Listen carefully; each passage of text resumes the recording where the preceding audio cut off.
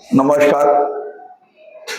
मी ठाण्याहून राष्ट्रवादी काँग्रेस महाराष्ट्र प्रदेश सचिव रमेश इंदिसे आपल्या सगळ्यांच्या भेटीस आलेला आहे एक नवीन विषय घेऊन. बंधूजनो, आपल्या देशामध्ये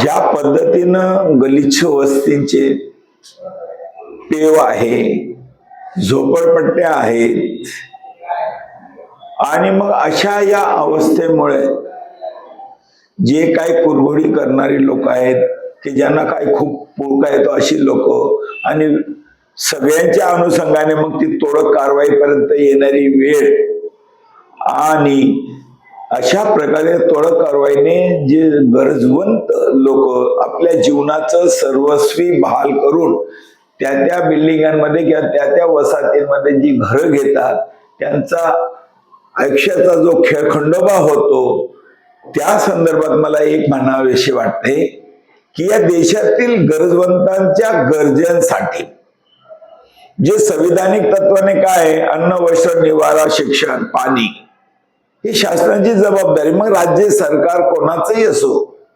राज्यसत्ता कोणाची असो, कोणा पक्षाची असो, संयुक्तिक असो, नो डाऊट, परंतु आमची काही नैतिक जबाबदारी आहे की नाही.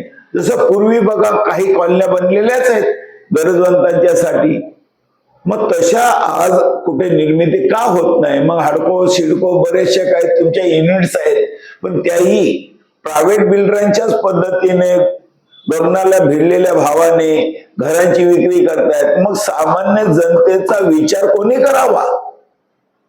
आणि मजेशीर न्यायाधीश सुद्धा तोडक कारवाईची ऑर्डर देतात. तर त्यांनाही माझी विनंती आहे, तोडक कारवाईची ऑर्डर देण्याची एवढी जर क्षमता आहे साहेब, आपल्याकडे ताकद आहे, वरदान आहे आपल्याकडं संविधानिक तत्वाने, मग त्या ताकदीचा तिथे वापर तसा न करता थोडस वळण घेऊन लोकांना परवडतील संसार उपयोगी घर मिळवण्यासाठी वसाहतीच्या वसाहती निर्माण करण्यासाठी आदेश पारित करा. आणि जे धर्माचे ठेकेदारी करतात त्या धर्माच्या ठेकेदारांनाही माझं म्हणणं आहे की बाबारो, लोकांना संसारासाठी मानवी जीवन जगण्यासाठी त्या पद्धतीची घरं नसल्याने जी कुचंबना होते आणि त्या अनुषंगाने परिवारातले काही सदस्य ज्या पद्धतीनं वागतात आणि बाहेर हॉटेलिंग तुम्ही पाहतातच आहेत, सगळे हॉटेल भरभरून चालतात.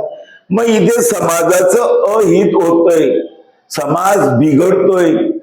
मग अशा बिघडत चाललेल्या समाजाचा धर्म कोणता असेल आणि कसा असेल याच्यासाठी थोडं प्रबोधन करा आणि या यंत्रणांवरती दबाव आणा किंवा या यंत्रणांना सजग करा आणि ह्या यंत्रणांच्या माध्यमातून या असलेल्या झोपडपट्ट्यांमध्ये नेटक्या सुनियोजित वसाहती निर्मिती करून राहण्यायोग्य अशी घरं उपलब्ध कशी होतील यासाठी विचार करावा.